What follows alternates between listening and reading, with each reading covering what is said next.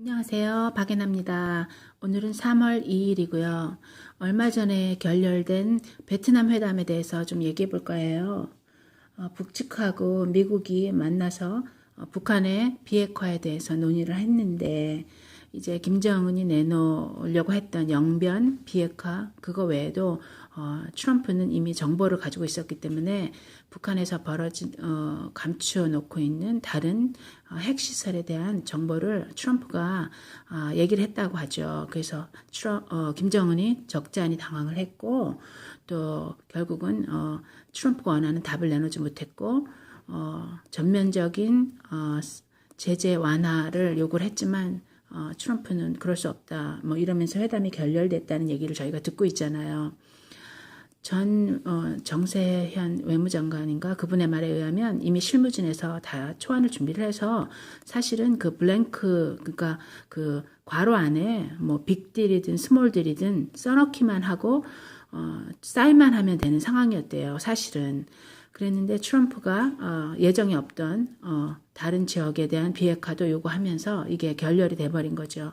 그러니까 김정은 측에서는 그거 외에는 영변 핵시설 뭐 이런 그러니까 미리 마련된 실무진에서 마련된 그 외에는 뭐 준비하지 못했기 때문에 적잖이 당황하게 되고 또 그런 당황한 모습을 많이 저희가 텔레비에서도 볼 수 있었잖아요. 그러니까 트럼프는 김정은이 이렇게 나올 거 이미 계산을 하고 간 거예요. 이런 내놓지 않은 거를 내가 얘기를 했을 때 김정은이 그거에 대한 확답을 줄 수 없다는 거를 판을 깨기 위해서 일부러 알고 가져간 거죠. 그러니까 트럼프는 이미 이 계획대로 계획을 가지고 가서 자기의 계획대로 판을 깬 거가 되는 거죠. 근데 갑자기 뭐 트럼프가 역시 트럼프다, 뭐 트럼프는 역시 전략가다 이런 얘기가 들리네요. 그 전에 제가 듣기로는 트럼프는 정말 뭐 또라이고 미치광이고 기분대로 하는 사람이고 하면서 한국 매스컴에서 아주 점수를 박하게 줬던 걸로 제가 기억을 하거든요. 근데 이번 트럼프가 베트남 회담을 결렬시키자마자 오히려 더 트럼프 보통 사람 아니다 뭐 이런 얘기를 많이 듣고 있는 실정이네요. 참 아이러니하죠. 근데 사실 미국에서도 이제 공화당은 물론이고 트럼프 반대파인 민주당까지 이번에 회담은 진짜 잘했다. 오히려 깬 거 잘한 거다. 이렇게 지금 칭찬을 받고 있는 상황이에요. 그래서 미국에서는 회담 결렬시킨 거에 대해서는 그렇게 탓하지 않고 오히려 옳은 결정이었다. 지금 이러고 있는 상태거든요. 근데 트럼프가 이 회담을 결렬시킨 이후에도 키 리저브 이거 군사훈련 있잖아요. 남한하고 미국이 같이 하는 큰 3월 달에 하는 큰 군사훈련 이것도 하지 않고 축소시켜서 다른 훈련으로 하겠다. 뭐 너무 재정적으로 부담이 된다. 뭐 이런 식으로 얘기를 했던 것 같아요. 이것도 아마 그의 시간표, 계획표 안에 들어있지 않겠어요? 그래서 저희가 궁금한 거는 그 다음에 트럼프가 만들 넥스트 무브는 뭐냐. 물론 이제 이 회담에서 이런 식으로 결렬이 됐으니까 공은 김정은한테 넘어간 상태이지만 김정은이 영변 핵시설 외에 다른 곳에 있는 핵시설에 대한 그 자료를 다 내놓을 거라고는 생각하는 사람은 별로 없는 것 같아요. 그렇기 때문에 넘어간 공을 김정은이 어떻게 할지도 궁금하지만 오히려 트럼프가 어떻게 나올지 트럼프의 다음 무브는 뭐냐 이게 제일 지금 궁금한 상태거든요. 근데 지금 트럼프가 2020년 11월에 지금 재선을 위해서 선거가 있잖아요. 사실 트럼프는 지금 벌써 선거 유세 중이에요. 미국은 재임 중에도 대통령 재임 중에도 선거 운동을 할 수 있기 때문에 지금 멕시코 쪽에 장벽 세우는 그 홍보 활동을 하는 과정에 여러 번 유세를 하면서 플로리다, 텍사스 이런 각 주를 돌아다니면서 이미 자기 선거 유세도 같이 하고 있는 중이에요. 지금 몇만 명씩 모이고 트럼프가 유세를 하면 사람이 굉장히 많이 모여요. 그래서 그 보통 체육관 같은 데서 하는데 거기 들어가지 못해서 밖에 남아있는 사람이 많을 정도였어요. 뭐 이러고 그게 이제 트럼프의 추세인데 사실은 트럼프가 처음 대통령 당선되었을 때도 사람들은 당연히 힐러리가 될 것이다 이렇게 봤다고들 하잖아요. 특히 한국에서는. 근데 이제 미국에 사는 저희들이 봤을 때는 그게 아니었거든요.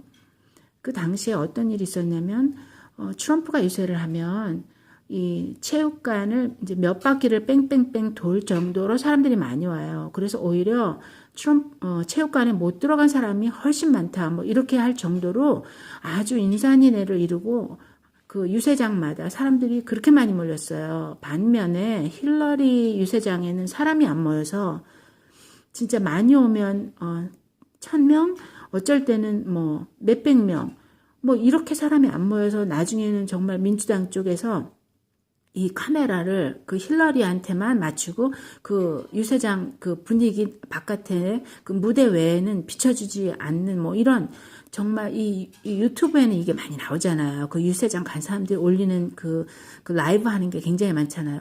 이랬거든요. 그 정도로 인기가 사실 없었어요. 저는 뭐 제가 트럼프 지지자도 아니고 뭐 그렇지만 제가 사실을 말씀드리는 겁니다. 근데 지금 현재도 그래요. 현재도 트럼프가 유세를 하면 사람들이 굉장히 많이 모여요. 그런 상태고 트럼프는 아마 2020년 선거까지 그렇게 분위기를 갖고 가고 싶을 거예요. 근데 지금 한 가지 지금 분위기가 약간 문제가 있는 건 뭐냐면 트럼프가 회담을 결렬시키고 기자회견을 할 때에 한 기자의 질문에 오토 원비어에 대해서 대답한 게 있어요. 근데 이제 트럼프가 뭐라고 했냐면 김정은이 그러는데 자기는 몰랐다더라. 뭐 나중에 알았다더라. 자기가 알았을 때는 너무 상태가 이미 나쁜 상태였다더라. 뭐 이런 식으로 대답을 한 거죠. 이제 여기에 오토 원비어의 부모가 격분을 하고 또 이러면서 다른 민주당 의원들도 맹 공격을 시작하고 또 매스컴도 아주 혹독한 지금 평을 내놓고 있죠. 그러면 김정은 말을 믿는 거냐? 그런 사람 말을 믿을 수 있냐? 아니면 김정은한테 그러면 면죄부를 주는 거냐? 그게 대통령으로서 할 소리냐? 뭐 이런 식으로 또 베트남 회담을 결렬시킨 거에 대해서는 옳은 결정이라고 하였지만 또 오토 원비어에 대한 평에 대해서 김정은 말을 그대로 정언한 꼭두각시 같은 모습이었다. 뭐 이런 식으로 아주 혹평을 하고 있는 상태예요.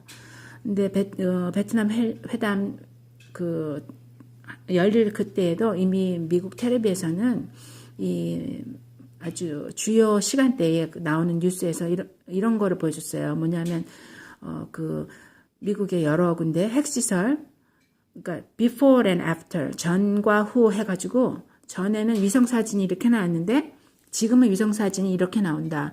그래서 해설은 지금 지하에서 어마무시한 사이즈의 무슨 폭탄이나 무슨 시설이 지금 어떤 형태로 지금 언더그라운드에서 이루어지고 있다. 이런 거를 다 보여주면서 위성사진으로 그 전문가가 해설을 통해서 얘기하면서 그 팩트를 가지고 김정은이 얼마나 거짓말장인가 믿을 수 없는 사람인가 이런 거를 동시에 이미 다 보여주고 있으니까 트럼프가 회담을 결렬시킨 거에 대해서는 사람들이 불만이 없고 오히려 칭찬을 하는 거죠. 근데 이 오토 원비어 건이 앞으로 어떻게 흘러갈지 모르겠지만 이분 부모가 아주 대단한 분들이세요.